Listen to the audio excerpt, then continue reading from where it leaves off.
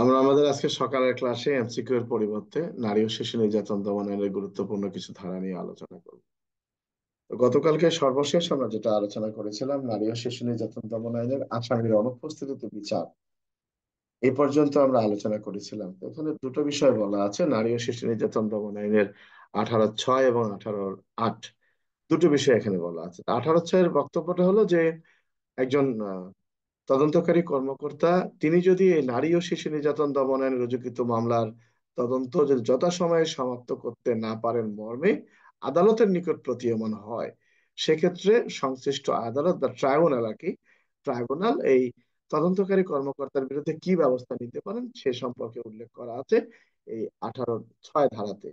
আর 18(8)-এ যে বিষয়টি উল্লেখ করা আছে যে এই নারী ও শিশু নির্যাতন দমন আইনে রুজুকৃত মামলার বিচার কাজ চলাকালে আদালত যদি দেখেন, এটা আদালতের বিষয়, আদালত যদি দেখেন যে এই মামলার তদন্তকারী কর্মকর্তা একজন সাক্ষীকে যথাযথ যথাযথভাবে যাচাই না করেই অভিযোগপত্র দাখিল করেছেন, বা একজন আসামিকে তার জিজ্ঞাসাবাদ করার প্রয়োজন ছিল কিন্তু তিনি যথাসময়ে জিজ্ঞাসাবাদ করেননি বা যথাযথভাবে জিজ্ঞাসাবাদ করেননি, সে মর্মে মামলার আসামিকে শাস্তি দেওয়া, মানে মামলার রায় প্রদানের বিঘ্ন সৃষ্টি হচ্ছে, তখন তিনি কি করতে পারেন, এই তদন্তকারী কর্মকর্তা, তার মানে আমরা যতটুকু বুঝতে পারতেছি সব ক্ষেত্রে পুলিশের দোষ, আর কোনো জায়গায় কারো দোষ নেই। একটা মামলা কোর্টে যখন সাক্ষীর জন্য ডাকে, লেখা আছে, যেমন তোমাদের এই জিনিসগুলো বুঝতে হবে, এই মামলার তদন্তকারী কর্মকর্তা মামলা তদন্ত করে আদালতে অভিযোগপত্র দাখিল করেন, আদালতে অভিযোগপত্র দাখিল করেন, অভিযোগপত্রটা আদালতে ম্যাজিস্ট্রেট গ্রহণ করেন। কোর্টে যখন এই অভিযোগপত্রটা গ্রহণ করার পর এই মামলার ধারা অনুযায়ী একটা কোর্টে বিচারের জন্য প্রেরণ করা হয় মামলাটা। তো মামলাটা বিচারের জন্য প্রেরণ করলে প্রথম সেই আদালত, অর্থাৎ যে আদালতে মামলাটা বিচার করার মতো ক্ষমতাবান, সেই আদালতে এই মামলার নথিটা প্রেরণ করতে, নথিটা প্রাপ্তির পর প্রথম যে কাজটি করেন, আসামির বিরুদ্ধে অভিযোগ গঠন করেন, অর্থাৎ আসামির বিরুদ্ধে অভিযোগ গঠন করার জন্য একটা তারিখ ধার্য করেন আদালত। ওই তারিখ ধার্য করার পর সেখানে শুনানি হয়, আসামি পক্ষের আইনজীবী শুনানি করবেন, যদি আর কি আসামি পক্ষের আইনজীবী থাকেন, কেন এই আসামির বিরুদ্ধে অভিযোগ গঠন করা হবে। আর সেখানে রাষ্ট্রপক্ষের আইনজীবী তিনি কি করেন, তিনি আলোচনা করেন কেন আসামির বিরুদ্ধে অভিযোগ গঠন করা হবে না, অর্থাৎ তার বিরুদ্ধে কি অভিযোগ কতটুকু প্রমাণিত হয়েছে, এটা নিয়ে আলোচনা পর্যালোচনা যুক্তিতর্কের মতো একটা বিষয় হওয়ার পর আদালত আসামিকে জিজ্ঞাসা করবেন, আপনি দোষী না নির্দোষী। আসামি যদি নির্দোষী বলে তাহলে আদালত বিচার কার্য শুরু করবেন, আর যদি আসামি নিজেকে দোষী সাব্যস্ত মনে করে তাহলে আদালত তাকে শাস্তি প্রদান করবেন। আচ্ছা, এই যখনই আসামি নিজেকে বলবে আমি নির্দোষ, আমি বিচার প্রার্থী, তখনই আদালত তার আদেশনামায় লিখবেন যে আসামি নিজেকে নির্দোষ বলে দাবি করে বিচার প্রার্থনা করেন, আগামী এত তারিখ সাক্ষীর দিন ধার্য করা হলো, সাক্ষীর নামে সমন ইস্যু করা হোক। এই যে সাক্ষীর নামে সমন ইস্যু করা হলো, নথিতে লেখা আছে সমন ইস্যু করা হলো, কিন্তু বাস্তবে সমনটা যথাসময়ে পৌঁছে না, যদি কিনা আদালতের অসাধু ব্যক্তিরা এখানে জড়িত থাকে। এরপর আবার তারিখ গেল, আসামি পক্ষের আইনজীবী বলতেছে স্যার মামলাটা সত্য নয়, এই জন্য সাক্ষী আসতেছে না। আবার নোটিশ দিল, সাক্ষীর নামে গ্রেপ্তারি পরোয়ানা দিল, সবকিছুই দেওয়া হলো, কিন্তু সাক্ষী আদালতে সেভাবে আর হাজির হচ্ছে না, আসতেছে কোনটা, দুর্বল, যেটা ঠিক না, ঠিক ঠিকানা নাই। উদ্দেশ্য কি, বেশি সাক্ষী আসলে যদি আসামি সাজা পায়। এরপরে কি হলো, আসামি পক্ষের আইনজীবী বলছে যে সর্বশেষ একটা আইজিপির মাধ্যমে একটা অর্ডার শিট দেন, স্বরাষ্ট্র মন্ত্রণালয়ের মাধ্যমে ওকে ধরেই নিয়ে আসবে। আসলো, সেটাও কিন্তু যথাযথভাবে জারি করা হলো না, অনেক ক্ষেত্রে হয় না, কিন্তু মহল কিন্তু সব জায়গায় আছে। এরপরে আসামি পক্ষের আইনজীবী বললো যে স্যার এই মামলাটি মিথ্যা, এই সাক্ষী এই নামে কোনো ব্যক্তি নাই, শুধু 3-4 জন পুলিশ সাক্ষী আসছে, পাবলিক খুঁজে পাবে কোথায়। পুলিশ তো স্যার গ্রেপ্তার করার পর যখন জব্দ তালিকা প্রস্তুত করে, কি নাকি কার কার নাম এখানে লিখেছে, এই নামের কোনো লোক এখানে বসবাস করে না। তার মামলাটা দীর্ঘদিন রাখার কোনো যুক্তি নাই, যেহেতু আমার আসামি, আমার মক্কেল সম্পূর্ণভাবে নির্দোষ, পুলিশকে টাকা দেয়নি বলে পুলিশ এই কাজটি করেছে, আমরা যথেষ্ট পুলিশেরই। কিন্তু এর ভিতরে কি ঘটে গেছে এটা দেখার কোনো সুযোগ নাই। দেখা গেছে যেদিন পুলিশ আসছে, যেদিন পুলিশ সাক্ষী দিতে আসছেন বা একজন গুরুত্বপূর্ণ সাক্ষী আসছে, মামলার সাক্ষী, ওই দিন আসামি পক্ষের আইনজীবী আদালতে আবেদন করছেন, স্যার আজকে আমার সিনিয়রের একটা মামলা আছে ওই কোর্টে, খুব গুরুত্বপূর্ণ মামলা স্যার, স্যার আজকে আমাদের সাক্ষী দেওয়া সম্ভব হচ্ছে না, স্যার একটা পরবর্তী ডেট দিয়ে দেন। অথবা রাষ্ট্রপক্ষের আইনজীবী বলতেছে, স্যার আমার সিনিয়র আজকে অন্য কোর্টে, কিংবা আমার একটু পারিবারিক সমস্যা আছে, আজকে স্যার সুযোগ নেই, কিংবা আমি স্যার শারীরিকভাবে অসুস্থ। কি হলো, তার মানে গুরুত্বপূর্ণ সাক্ষী আসছে। তো একটা মামলা ক্ষতি করার ক্ষেত্রে শুধুমাত্র পুলিশকে দোষারোপ করা হচ্ছে, আইনে কিন্তু আর কারণে।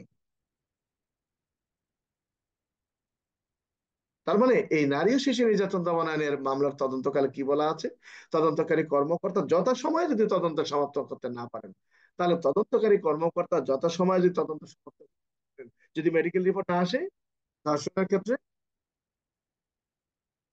বা দাহ্যকারী বা দহনকারী বা ক্ষয়কারী পদার্থ দ্বারা আঘাত করেছে সেক্ষেত্রে যদি মেডিকেল রিপোর্ট না আসে, তাহলে সে কিভাবে দিবে? কেন ওখানে তো আবার মেডিকেল সনদের কথাটা বলা আছে। আদালতে তো চার্জশিট নিবেন না যে তার ধর্ষণের রিপোর্ট আসে নাই বা তার ডিএনএ টেস্টের রিপোর্ট আসে নাই, আপনি কিভাবে অভিযুক্ত মনে করলেন? অথচ আইনে কিন্তু বলা আছে ওই নারীটাই যদি বলে আমাকে রেপ করেছে, এটাই ধরে নিতে হবে। তারপরে তো অনেকগুলো আইন তৈরি হলো, যেহেতু আমাদের দেশে মিথ্যা মামলা অনেক সময় হয়। তো সকল ক্ষেত্রেই পুলিশ। তো এই যে 18-8 যেটা বলা আছে যে এই নারী ও শিশু নির্যাতন দমন আইনের রুজুকৃত মামলার তদন্তকারী কর্মকর্তা তিনি যে মামলাটা যথাযথভাবে তদন্ত করেননি, তার জন্য তো আহ, তদন্ত না করে তিনি অভিযোগপত্র দাখিল করেছেন। সেটা হলো কি, যে তিনি যে ব্যক্তিকে সাক্ষী হিসেবে জিজ্ঞাসাবাদ করা দরকার, যার জবানবন্দি লিপিবদ্ধ করা দরকার, তারটা তিনি নেয়নি।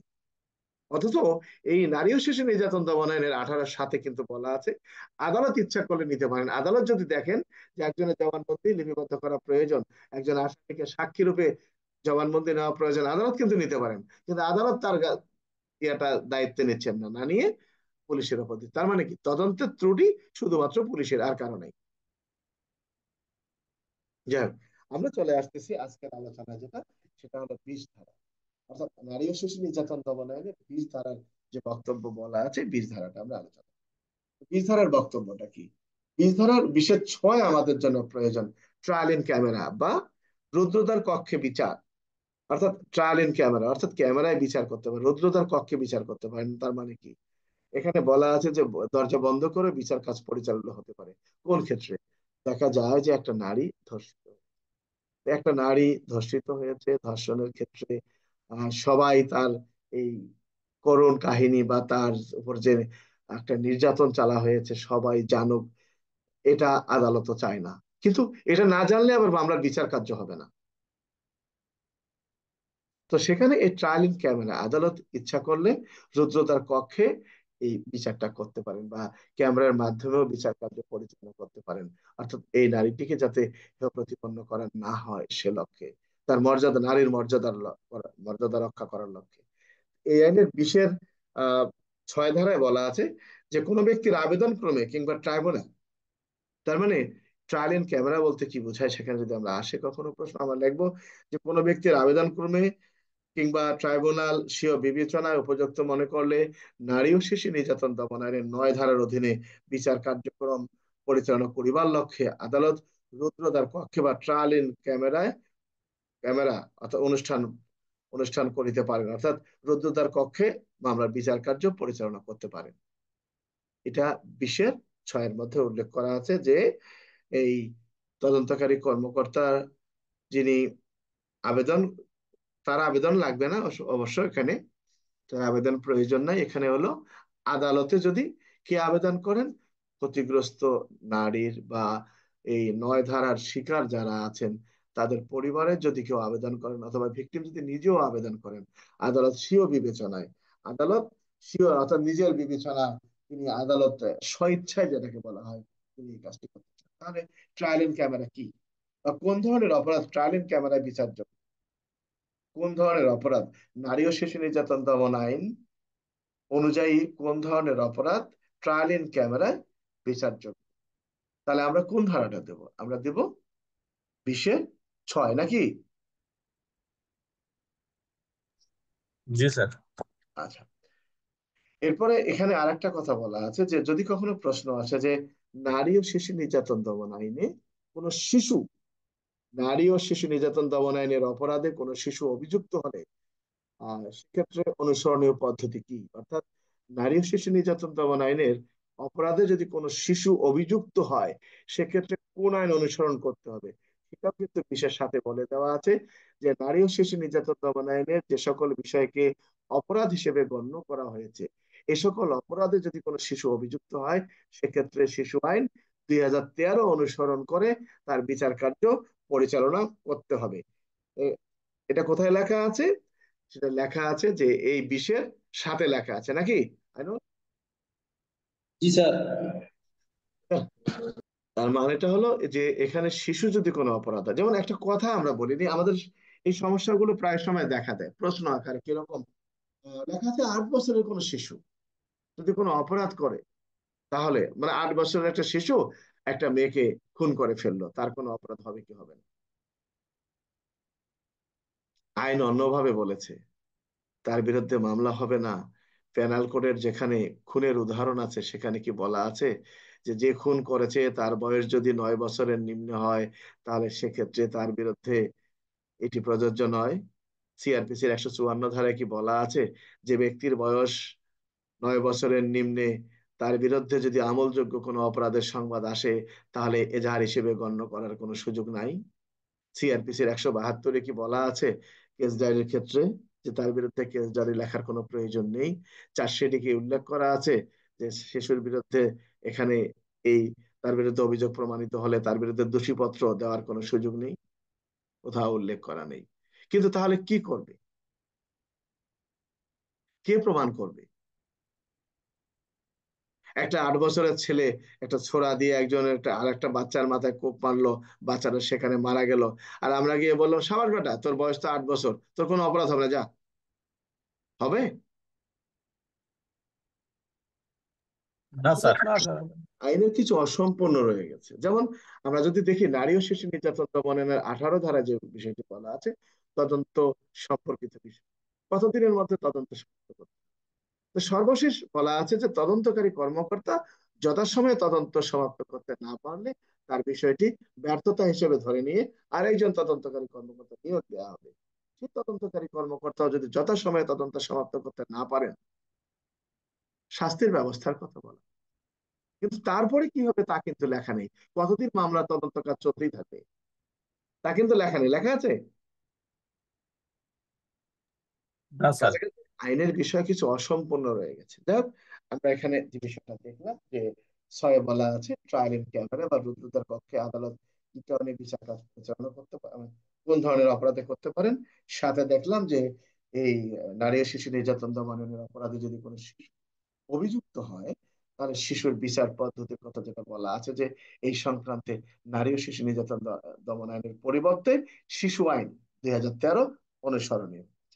এরপরে যে বিষয়টি বলা আছে 8-এ বলা আছে যে এই নারী ও শিশু নির্যাতন দমন আইনে যে ভিকটিম আমরা যেটাকে বলি ভিকটিমের কথা বলা হয়েছে, নারী বা শিশুকে নিরাপদ হেফাজতে রাখিবার আদেশ দিতে পারেন।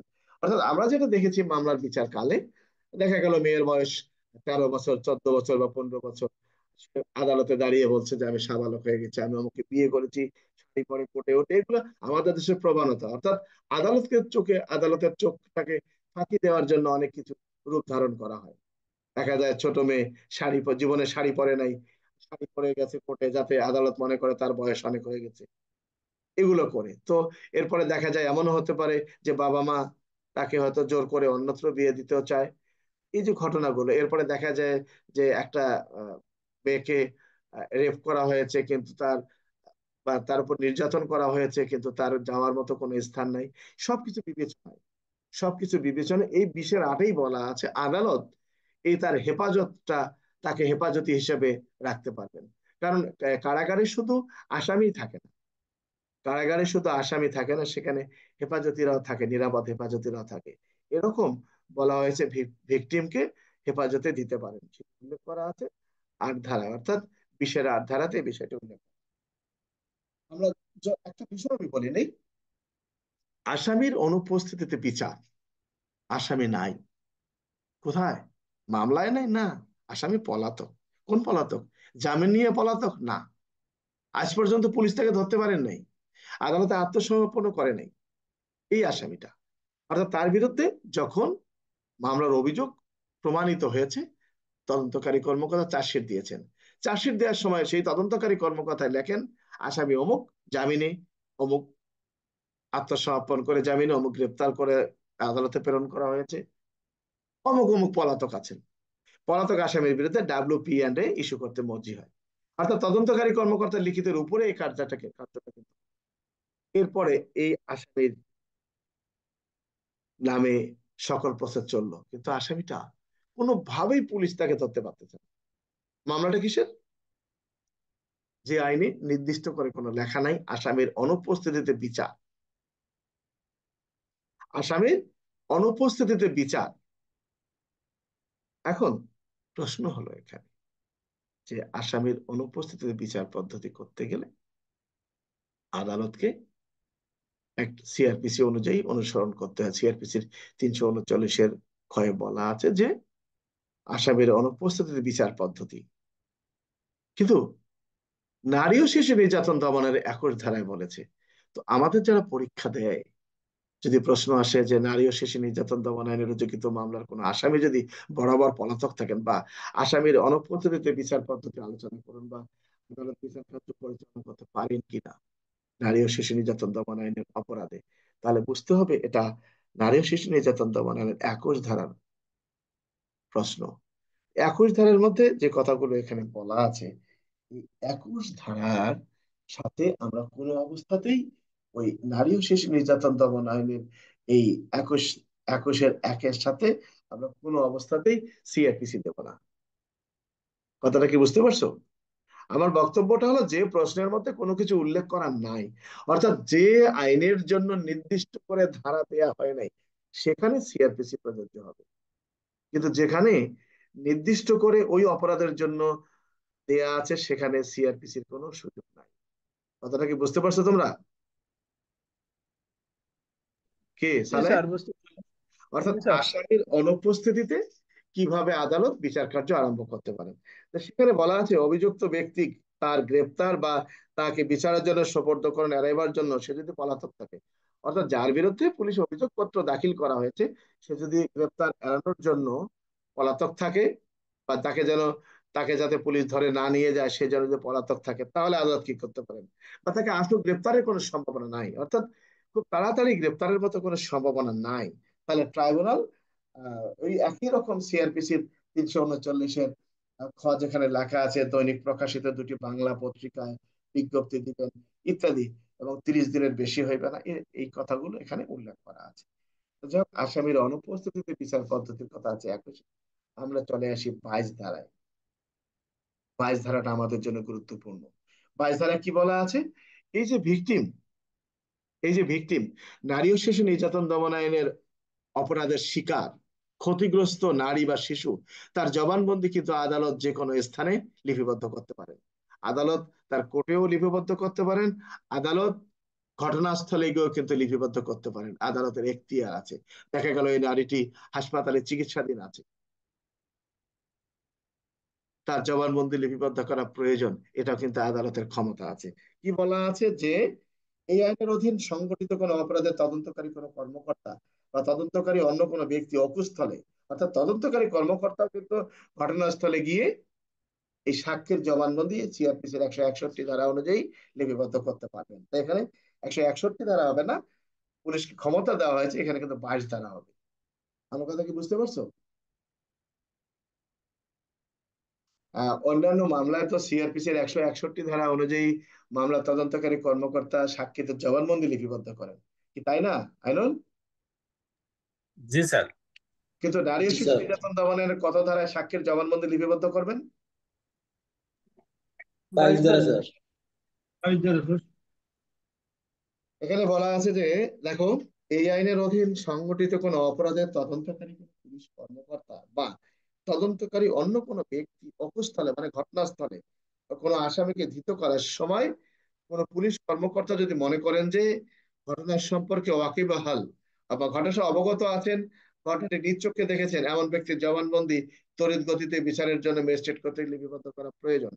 তার মানে এখানে যে বিষয়টি বলছে, পুলিশ কিন্তু সিআরপিসির 161 ধারা অনুযায়ী সাক্ষ্যের জবানবন্দি লিপিবদ্ধ করবেন, কিন্তু তদন্তকারী কর্মকর্তা যদি দেখেন এই ঘটনাটি সচক্ষে একজন ব্যক্তি দেখেছেন, তার জবানবন্দিটা যেমন আমরা মনে করি সিআরপিসির 164 ধারা অনুযায়ী লিপিবদ্ধ করা প্রয়োজন। আমার সাথে একজনের তর্ক হয়েছিল, সে বলল যে না, সাক্ষীর জবানবন্দি সিআরপিসির 164 ধারায় কখনো পুলিশ লিপিবদ্ধ করার জন্য আদালতে পাঠায় না। তার মানে সে মামলা তদন্তই করেনি। সিআরপিসির 164 ধারা শুধুমাত্র কিন্তু আসামির স্বীকারোক্তি না, এখানে কিন্তু সাক্ষীর জবানবন্দি লিপিবদ্ধ করার ক্ষমতা ম্যাজিস্ট্রেটের আছে। কি জানো তোমরা? জি স্যার, আছে স্যার। এখানে এইটা কিন্তু অনেকেই জানে না যারা মামলা তদন্ত করে নাই, বিশেষ করে গাইড যারা লিখছে, বিশেষ করে বিশেষ ক্ষেত্রে দেখা যায় থানায় চাকরি করে নাই, ট্রেনিং সেন্টারে চাকরি করে নাই, হয়তো অফিসে আছে, সুবিধার কারণে এই অফিসের বিষয়গুলো, কিন্তু বাস্তব অভিজ্ঞতার সাথে তাদের কিন্তু মিল নেই। এই 164, এই 164 ধারা জবানবন্দি কিন্তু সাক্ষীরও নেওয়া যায়, এটা জানো তো রাহুল?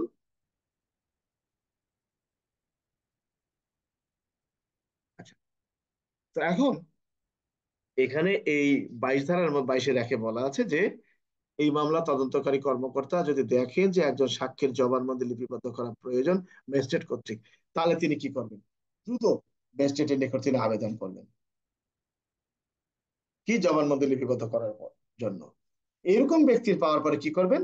উল্লেখিত ম্যাজিস্ট্রেট ঘটনাস্থল বা অন্য কোনো স্থানে উক্ত ব্যক্তির জবানবন্দি গ্রহণ করবেন এবং উক্তরূপ গৃহীত জবানবন্দির তদন্ত প্রতিবেদনের সহিত সামিল করিয়া ট্রাইব্যুনাল দাখিল করিবার নিমিত্তে তদন্তকারী কর্মকর্তা বা ব্যক্তির নিকট সরাসরি প্রেরণ করবেন। তার মানে এখানে যে বিষয়টা বলা আছে যে এই পুলিশ অফিসার বা তদন্তকারী কর্মকর্তা তিনি একজন সাক্ষীর জবানবন্দি লিপিবদ্ধ করার জন্য আদালতের কাছে যখন অনুরোধ করবেন, এই 22-এ বলা আছে আদালত পুলিশ আবেদনের প্রেক্ষিতে যথাযথভাবে ঘটনাস্থলে গিয়ে হোক আর যে কোনো স্থানে হোক এই ধরনের ব্যক্তির জবানবন্দি লিপিবদ্ধ করে এই লিপিবদ্ধকৃত জবানবন্দিটা তদন্তকারী কর্মকর্তার নিকট প্রেরণ করবেন, এটা উল্লেখ করা আছে। এখন প্রশ্ন হলো,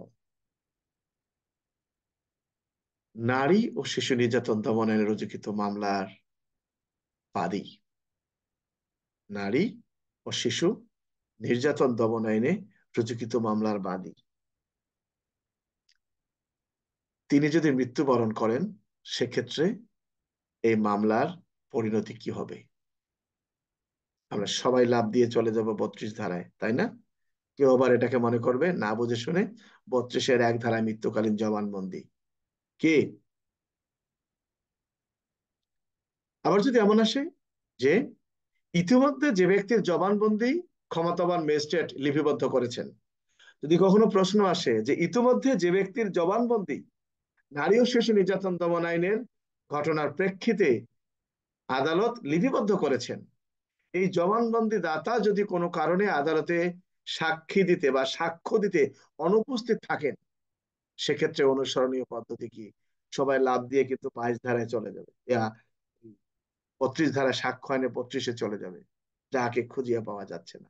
কিন্তু না, সাক্ষ্য আইনে নারী ও শিশু নির্যাতন দমন আইনের 22-এর 3 ধারায় সুন্দর করে উল্লেখ করা আছে যে 22-এর 1 ধারায় যে ব্যক্তির জবানবন্দি লিপিবদ্ধ করার জন্য তদন্তকারী কর্মকর্তা আদালতে প্রেরণ করেছে, 22-এর 2 ধারায় এই ব্যক্তির জবানবন্দিটা অলরেডি আদালত গ্রহণ করেছেন, এই ব্যক্তিটাকে যদি 10 বছর 50 বছর পরেও আদালতে সাক্ষী রূপে তলব করা হয়, তখন যদি দেখা যায় সেই ব্যক্তিটা মৃত, তাকে খুঁজে পাওয়া যাচ্ছে না বা তাকে আদালতে হাজির করার সময় বা ব্যয় সাপেক্ষ বা তিনি এমন ভাবে অসুস্থ তাকে আদালতে গিয়ে মানে আদালতে হাজির হওয়া তার জন্য সম্ভব নয়, তখন কি হবে? তখন এই 22-এর 3-এ বলছে তার পূর্বের দেওয়া এই জবানবন্দিটা আদালতে সাক্ষ্য রূপে ব্যবহার করা যাবে, যেটা কিনা আইনে 22 ধারায় বলেছে, দুঃখিত, সাক্ষ্য আইনে 32 ধারায় বলেছে। ওইটাই নারী শিশুর 22-3 সাপোর্ট করতেছে। তার মানে কি, এখানে এই সাক্ষ্য আইনে 32 কিংবা 32-1 আসার কোনো সুযোগ নাই। যদি কোনো প্রশ্ন আসে যে নারী ও শিশু নির্যাতন দমনের রচিত মামলার ভিকটিম মুমূর্ষু অবস্থায়, নারী ও শিশু নির্যাতন দমনের রচিত মামলার ভিকটিম মুমূর্ষু অবস্থায় ম্যাজিস্ট্রেটের নিকট তার জবানবন্দি প্রদান করেন এবং ক্ষমতাবান ম্যাজিস্ট্রেট তার জবানবন্দি যথাযথ নিয়ম অনুসরণ করে লিপিবদ্ধ করেন। দীর্ঘদিন চিকিৎসা শেষে, অর্থাৎ 2 মাস 6 মাস চিকিৎসা শেষে এই ভিকটিম মৃত্যুবরণ করেন। এ ধরনের ঘটনার প্রেক্ষিতে ভিকটিমের জবানবন্দির পরিণতি কি হবে? সবাই লাভ দিয়ে বলবে এটা মৃত্যুকালীন জবানবন্দি, নাকি? হ্যাঁ,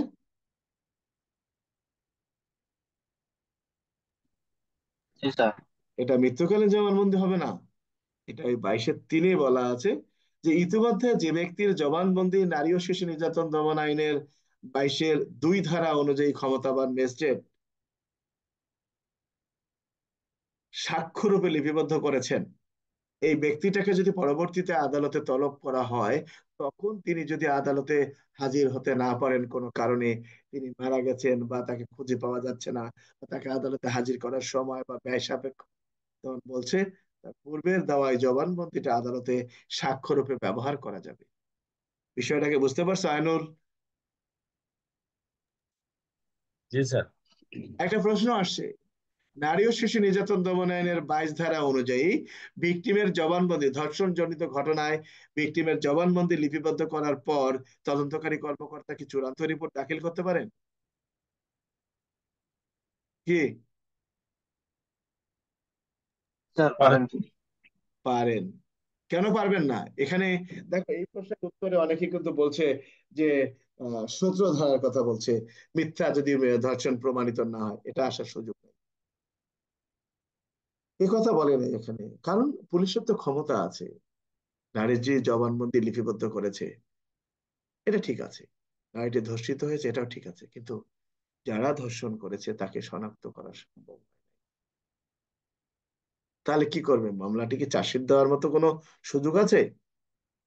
পুলিশের তদন্তকালে তো অভিযোগ প্রমাণিত হয়েছে, জেরিফ হয়েছে, কিন্তু কার এফআরটি। বিরুদ্ধে চার্জশিট দেবেন? তখন পুলিশ কি করেন? চূড়ান্ত রিপোর্ট, চূড়ান্ত রিপোর্ট সত্য দাখিল করেন। এই যে এফআরটি যেটাকে বলা হয়, FRT truth, final report truth, কেন দাখিল করতে হয় অনেকে কিন্তু বিষয়টা জানেন না। অনেকে এই বিষয়গুলো জানেন না। কেন দাখিল করতে হয় এফআরটি ট্রুথ, চূড়ান্ত রিপোর্ট সত্য কেন দাখিল করতে হয়? কোন মামলাটি পুনরুজ্জীবিত করা হয়? সকল মামলা কি পুনরুজ্জীবিত হয়? না। যে মামলায় মিস্টেক অফ ফলস, নাকি? না, দুঃখিত, সরি, যে মামলাটায় এখানে, এফআরটি পুনর্জীবিত হয়েছে। না না, যেখানে মামলাটা মিথ্যা প্রমাণিত হয়, যেখানে মিস্টেক অফ ল, মানে আইনের ভুল বা তথ্য এরকম কোন শব্দ উচ্চারণ করা হয়। এই যে চূড়ান্ত রিপোর্ট যে 5 প্রকার, এই 5 প্রকারের মধ্যে এক প্রকার হলো চূড়ান্ত রিপোর্ট। এই সত্য যদি দাখিল হয়, যে মামলা তদন্ত করছে শুধু সেই বলতে পারবে।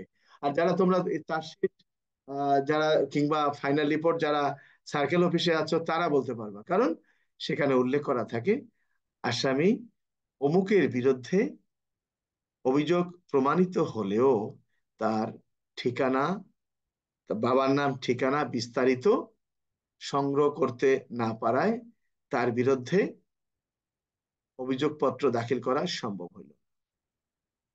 ভবিষ্যতে যদি আসামির নামে কোনো তথ্যপাত্য বা এই ঘটনা সংক্রান্তে আসামির বিস্তারিত ঠিকানা পাওয়া যায়, তাহলে আসামির বিরুদ্ধে সম্পূরক চার্জশিট দাখিল করা হবে চার্জশিটের ক্ষেত্রে।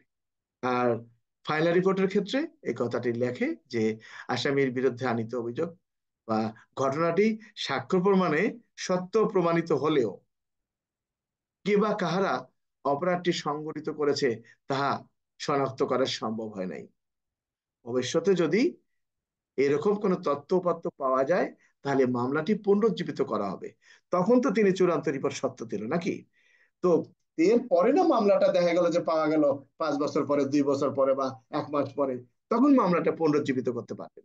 এছাড়া যে মামলায় ওই মিথ্যা অভিযোগ দায়ের করার প্রেক্ষিতে অভিযোগপত্র বাদীর বিরুদ্ধে নারী ও শিশু নির্যাতন দমনের 17 ধারা বা প্যানাল কোডের 211 ধারায় প্রসিকিউশন দেওয়া হয়েছে অন্যান্য আইনের অপরাধের ক্ষেত্রে, বা যেটা ধারা অধর্তব্য এরকম দাখিল করে, সেটা কিন্তু এটার সুযোগ নেই।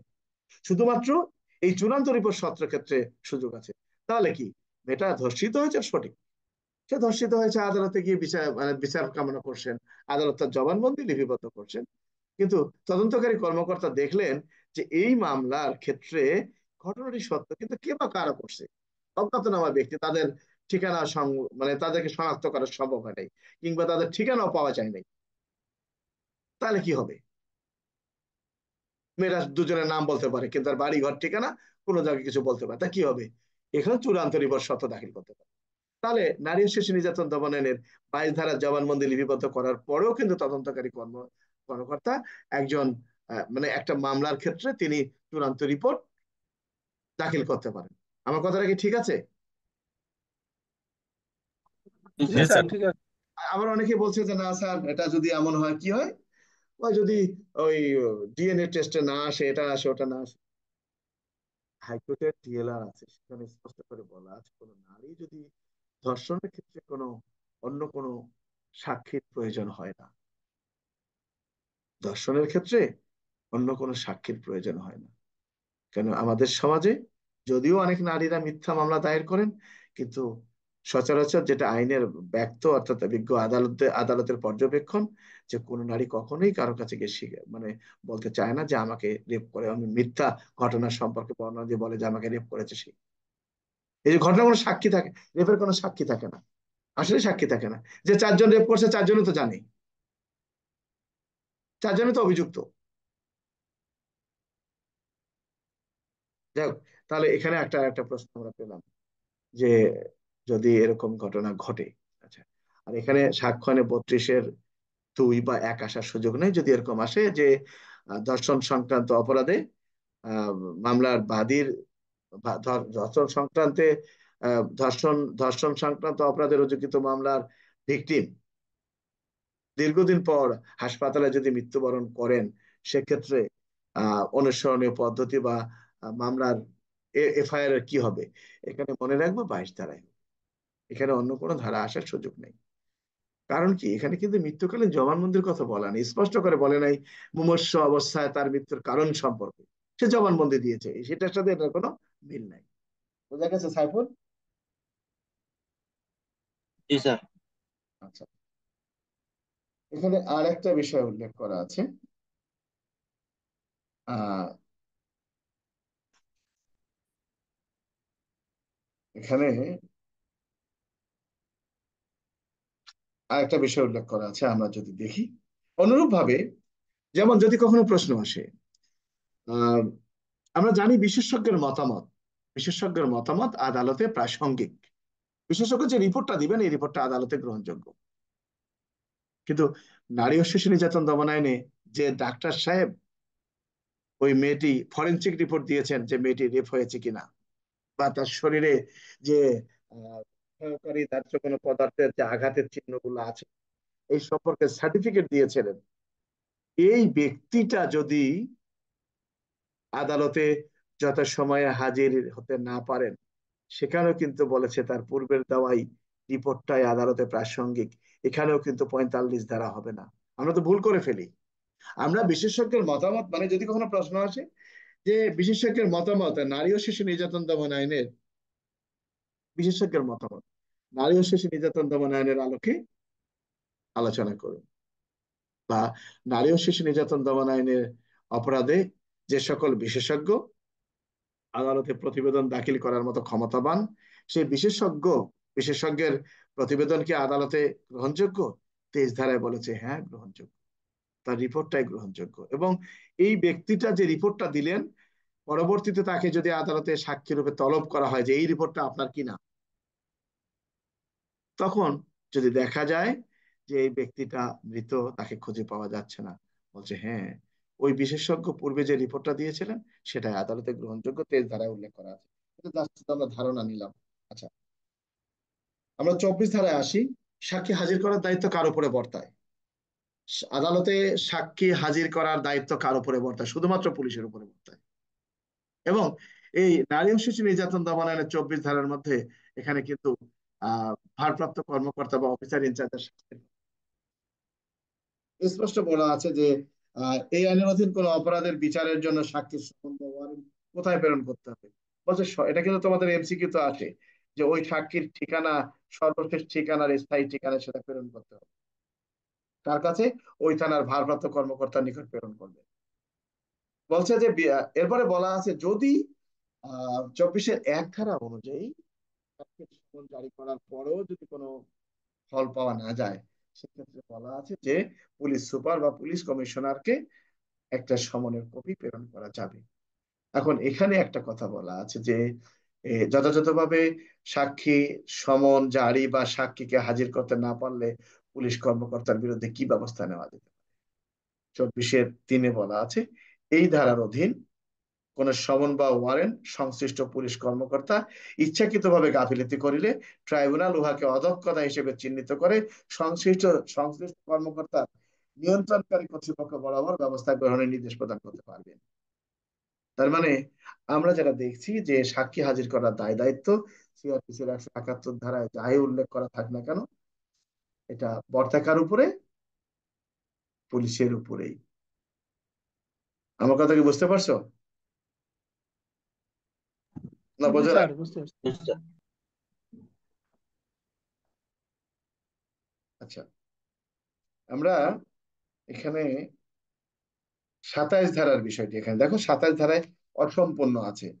আচ্ছা, এখানে বলা আছে কোন পদের কর্মকর্তা নারী ও শিশু নির্যাতন দমন আইন রুজুকৃত মামলার তদন্তকারী কর্মকর্তা হিসেবে নিয়োগ করা যাবে, বা কে এই নারী ও শিশু নির্যাতন দমন আইন রুজুকৃত মামলার তদন্তকারী কর্মকর্তা হিসেবে দায়িত্ব পালন করতে পারবেন। সাব ইন্সপেক্টর পদমর্যাদার নিম্নে নয় এমন ব্যক্তিকে এই মামলার তদন্ত দেয়া যাবে না। অর্থাৎ সাব ইন্সপেক্টর পদমর্যাদার উপরের ব্যক্তিরা এই মামলা তদন্ত ভার গ্রহণ করতে পারবেন। যাক, আমরা একটা বিষয় এখানে দেখি, যেহেতু তদন্তভার গ্রহণ করার কথা বলা আছে, এখানে একটা কথা বলা আছে যে আপনি নারী ও শিশু নির্যাতন দমন আইনে রুজুকৃত মামলার তদন্তকারী কর্মকর্তা, মামলা তদন্তকালে আপনার তদন্তের সাথে নারী ও শিশু নির্যাতন দমন আইনের অপরাধের সাথে যদি পেনাল কোডের একটি অপরাধ প্রমাণিত হয়, সেক্ষেত্রে আপনার করণীয় কি হতে পারে? অন্য একটি অপরাধ প্রমাণিত হতেই পারে সেখানে। এখন প্রশ্নটা হলো এখানে, সেটা কি?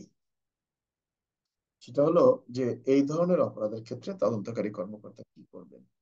তা আমরা 27-এ যেটা দেখি, ট্রাইব্যুনালের এখতিয়ারের কথা বলা আছে, কিন্তু ট্রাইব্যুনালের এখতিয়ার থাকলেও সেখানে সাব ইন্সপেক্টরের কথা বলা আছে। কি সাব ইন্সপেক্টর? বলছে আদালত একজন সাব ইন্সপেক্টরের নিম্নে নহে এইরকম ব্যক্তির রিপোর্ট ছাড়া আপনি কোনো অবস্থাতেই অপরাধটি আমলে নিতে পারবেন না। তার মানে বিচারের জন্য আপনি গ্রহণ করতে পারবেন না। সেখানেই অনেকগুলো আরো বিষয় আছে যেগুলো আমাদের প্রয়োজন নাই, যেহেতু আমরা পরীক্ষার বিষয়ে আলোচনা করতেছি। তাহলে 3-এ কি বলা আছে? বলছে এই আইনের অধীন কোনো মামলার বিচার কার্য পরিচালনা করাকালে বা বিচার কার্য চলাকালে যদি আদালত দেখতে পারেন যে ন্যায় বিচারের স্বার্থে অন্য একটি অপরাধ যেটা এই এখানে প্রমাণিত হয়েছে তারও বিচার করা প্রয়োজন, তাহলে আদালত সেটা করতে পারবে। অর্থাৎ এই আইনের অধীন কোন অপরাধের সহিত অন্য কোন অপরাধ এমন ভাবে জড়িত, ন্যায় বিচারের স্বার্থে উক্ত অপরাধের বিচার একই সঙ্গে একই মামলায় করা প্রয়োজন, তাহলে উক্ত অন্য অপরাধটির বিচার এই আইনের অধীন অপরাধের সহিত এই আইনের বিধান অনুসারে একই সঙ্গে বা একই ট্রাইব্যুনালে করা যাইবে। এখানে কিন্তু বলে নেই আদালতে যদি প্রতীয়মান হয়, তার মানে কি? ধরে নিতে হবে যে তদন্তকারী কর্মকর্তার দায়িত্ব হবে একই চার্জশিটে একই চার্জশিটে অন্য কোনো অপরাধ প্রমাণিত হলে তাহাও উল্লেখ করা।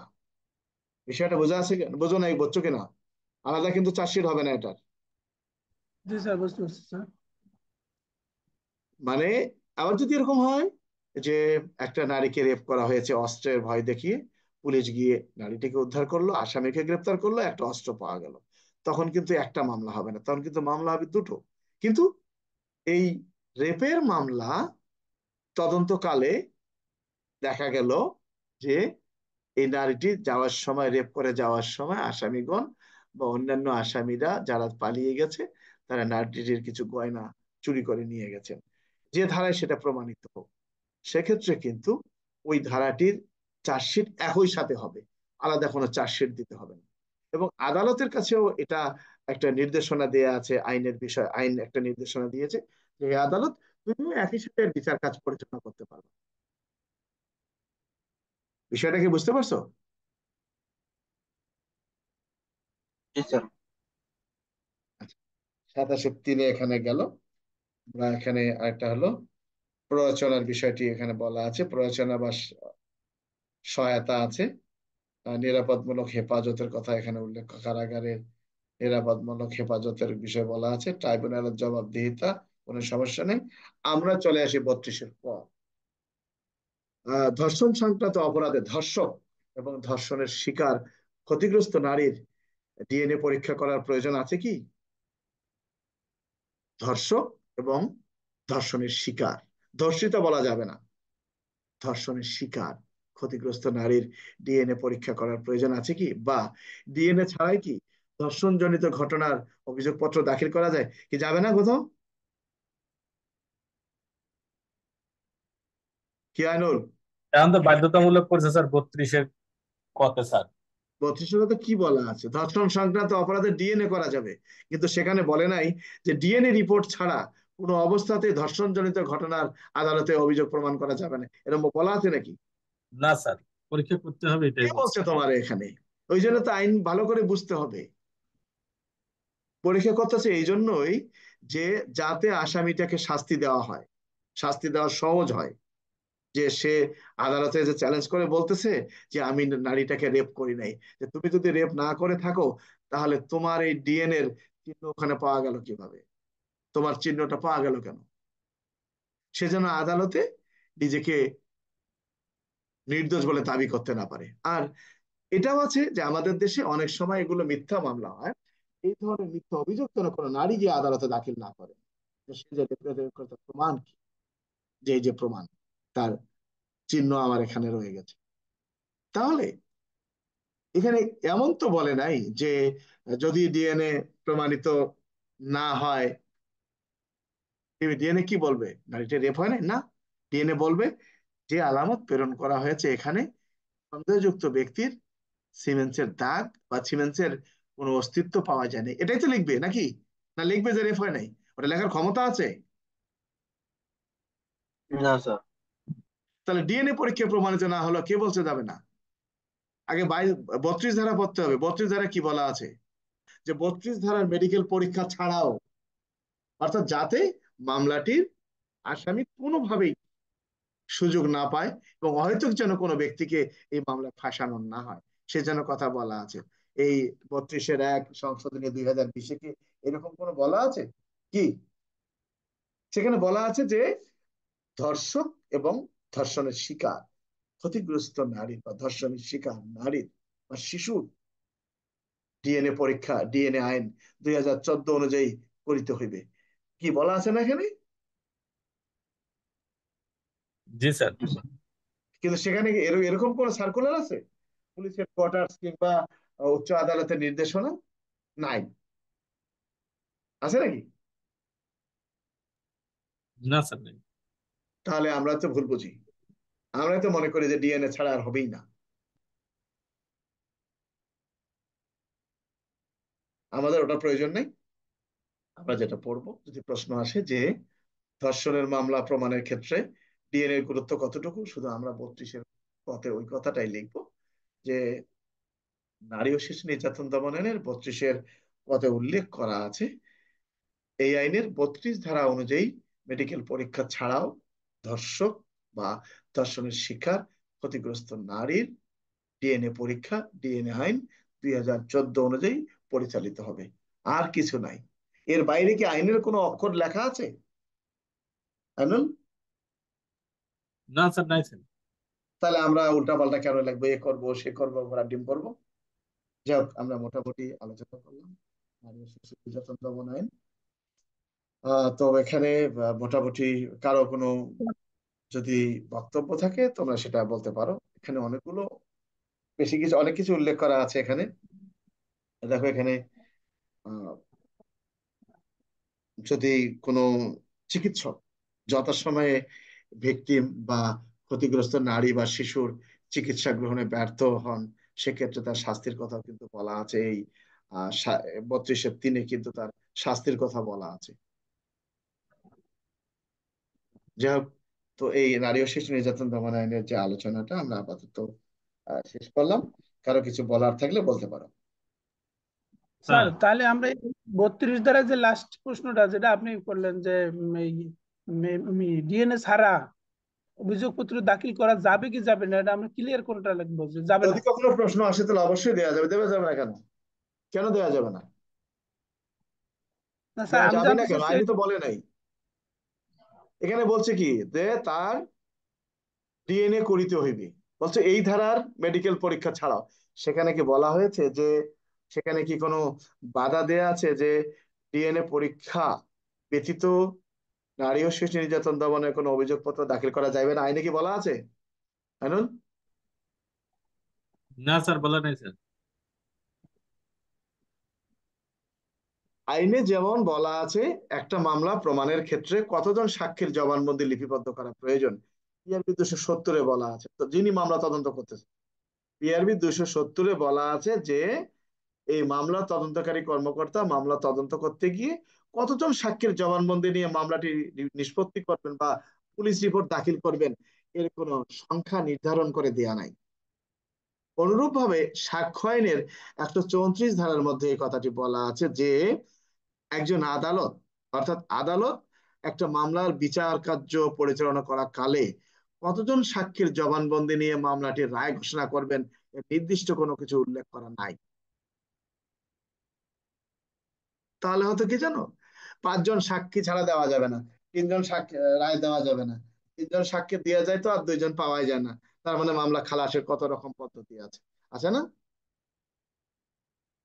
জি স্যার। এই হলো বিষয়।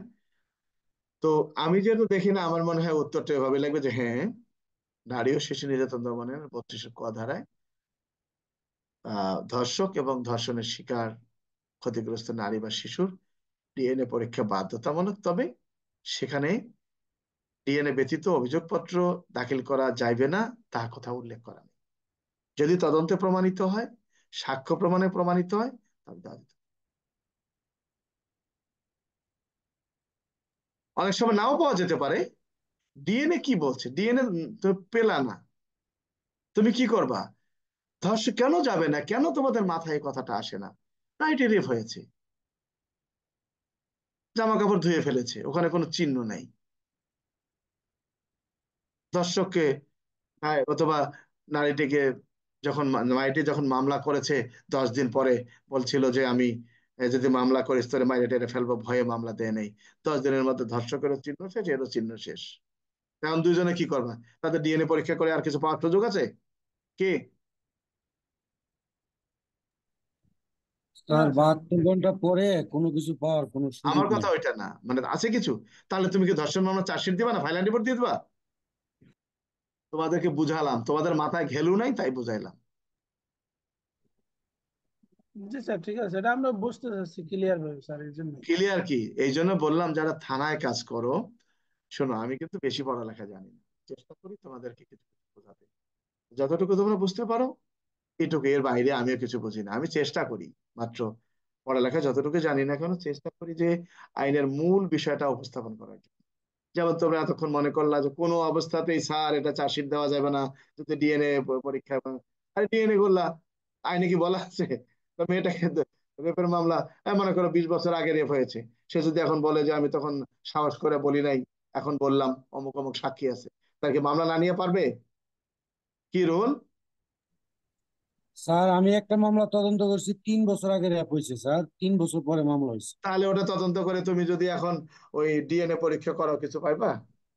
না স্যার।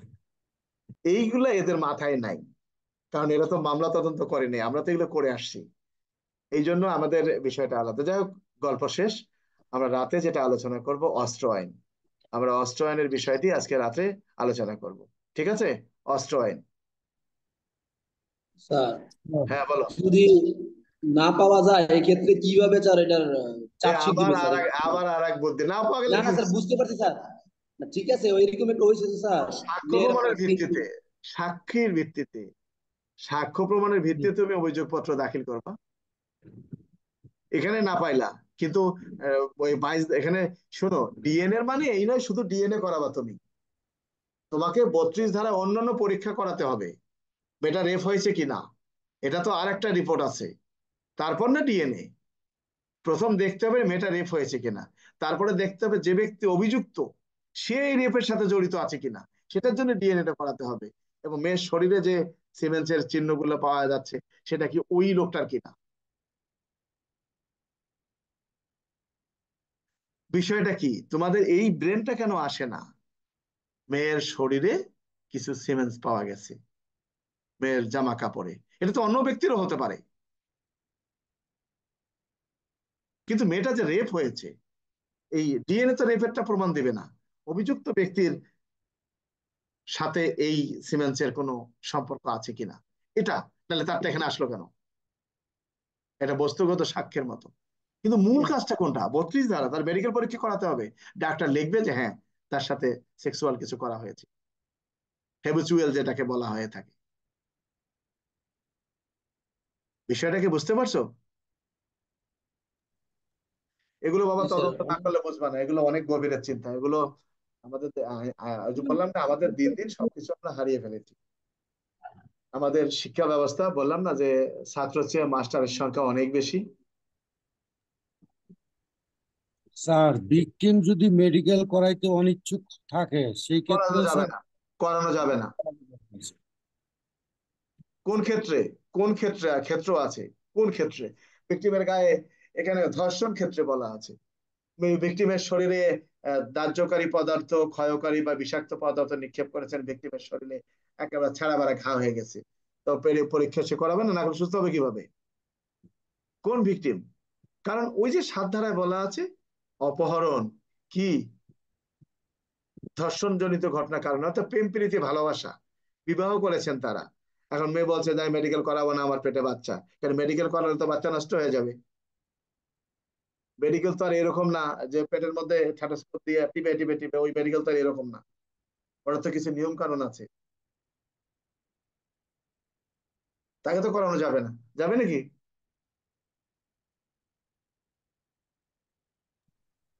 যাবে না স্যার।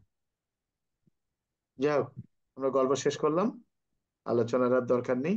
সবার উদ্দেশ্যে একটা কথাই বলবো, আমরা যে যতটুকু পড়াশোনা করি না কেন, যেহেতু বিভাগীয় পদোন্নতি পরীক্ষা দিতে গেলে কোনো টাকা পয়সা লাগে না, আগেও লাগে না, এখনো লাগে না।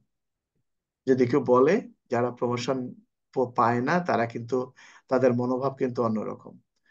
তো সে কিন্তু নিজেকে কখনোই পরীক্ষা করে না যে আমি আসলে আমার মনে থাকে না, কিংবা আমি ওর মতো বুঝি না, কখনো কিন্তু এই কথাটা বলে না।